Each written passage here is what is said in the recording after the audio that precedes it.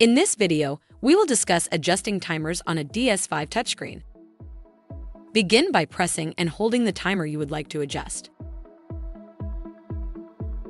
Tap to select minutes or seconds. Then use the plus and minus buttons to set the timer duration. Note, the timer settings only apply to the current selected user. If the timer is set to 0 minutes and 0 seconds, it will count up from 0 as a stopwatch feature.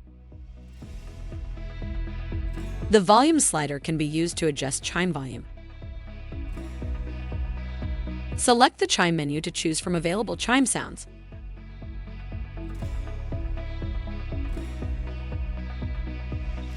Changes are automatically saved. Press the home button to return to the main screen. The timer icon will update to show the new saved timer. If you have additional questions, please call customer service at 1-800-547-1883. A helpful A-dec associate is just an email or phone call away.